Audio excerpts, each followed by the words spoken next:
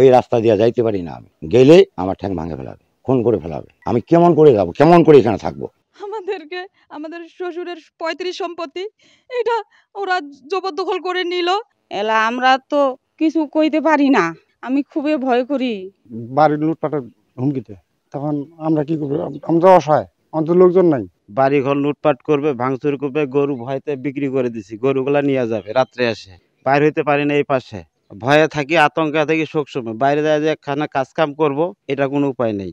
আমাদেরকে আমাদের শ্বশুরের 35 সম্পত্তি এটা ওরা জবরদখল করে নিল। গাড়ছিল তখনও নাঠি ডাং ধরে গিয়েছিল, আমরা কেউ যাইতে পারি নাই। এবারও নাঠি ডাং ধরে আমরা কাটতে গেছিল, আমরা তো কেউ যে ভয়তে যাইতে পারি নাই। আর আমরা বাইরেও নিকলেতে পারি না ওদের ভয়তে। সব সময় আমাদেরকে অনেক কিছু কথা বলে, লাঠি ডাং ধরে ঠ্যাঙ্গে রক কাটিব, এই মহিলাগুলোকে ধরো, বাড়িতে লুটপাট করে নিব, ওদেরকে ইন্ডিয়ায় পাঠাবো। সব সময় এগুলো কথা আমাদেরকে বলে সৈমুদ্দিন মাস্টার, তারপরে আর্জেনিয়া ওর স্বামী, তারপরে সাপুল, শাহজাহান, সোহেল, ওরা সবাই যত আছে ওদের সংখ্যালঘু সবাই আমাদেরকে এরকম মারধর করে সব সময়। আমি চাচ্ছি আমাদের জমিটা যে দখল করছে ওটা যেন আমরা সুষ্ঠু বিচার চাই, এটা আমাদের দাবি। সরকারের কাছে অনুমোদন করছি, এটা যেন আমাদেরকে ফিরে দেয়। আমাকে মারধর করে, আমি ভয়তে নিকলিতে পারি না। ওরা যে জুলুম করে জমি দখল কইছে, ধান কাটে নে গাইছে, এলা আমরা তো কিছু কইতে পারি না ভয়তে। আমি খুবই ভয় করি। ওই যে সৈমুদ্দিন মাস্টার একদিন বলছে বলে ওরাকে ইন্ডিয়া হাঁটাও, ওর মার বাড়ি লুটপাট করে আনো, ওমার গরু ছাগল তামাল লুটপাট করে আনো। আজকা যে ধান কাটে নে গাইছে, তা আমরা তো ঘুম থেকে উঠি নাই, আমরা গেছি, আমরা ঘুম থেকে উঠি দেখি আমরা ধান মেলা জনে কাটেনে গেছে।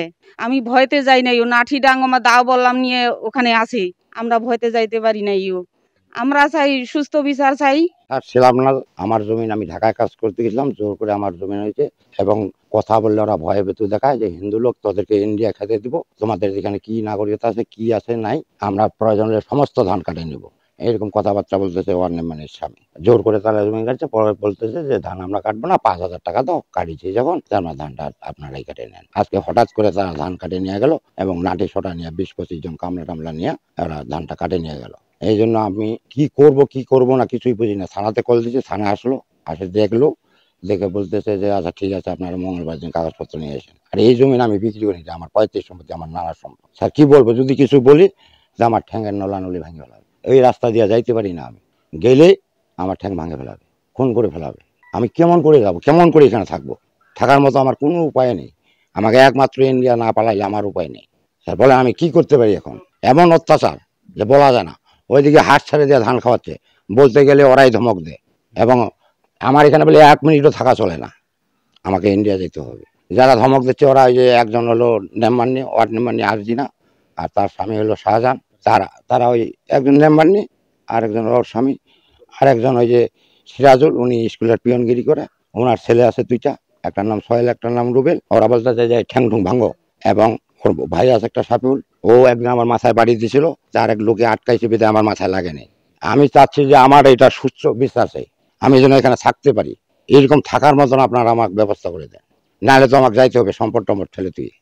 আমাদের জমিন জবরদখল করে এবং মারামারি করার চেষ্টা করে, আবার ওই বাড়ির লুটপাটের হুমকিতে।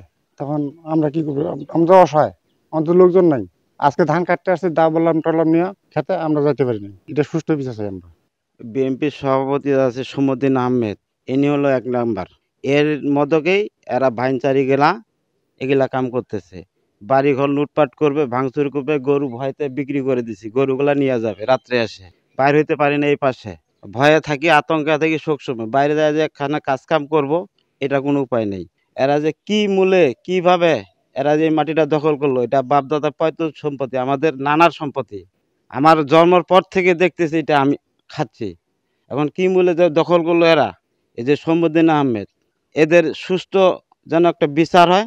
এবং আমরা যে এই মুরালিপুর শিবরামপুর ইউনিয়নের বীরগঞ্জ আছি, বাস করতেছি শিবরামপুর ইউনিয়নে মুরালিপুরে, যেন আমরা সুস্থভাবে বাঁচতে পারি, চলতে পারি, এটাই সরকারের কাছে আবেদন করতেছি। আর বিএনপি ওরা যে অস্ত্র দেখলাম দেশীয় অস্ত্র, ওদের কাছে গেলে তো আমরা একটা ফিরে আসতাম না। আমরা কিভাবে যাব ওদের কাছে? আমরা যাইতে পারিনি। হ্যাঁ, আজকে ধান কাটছে।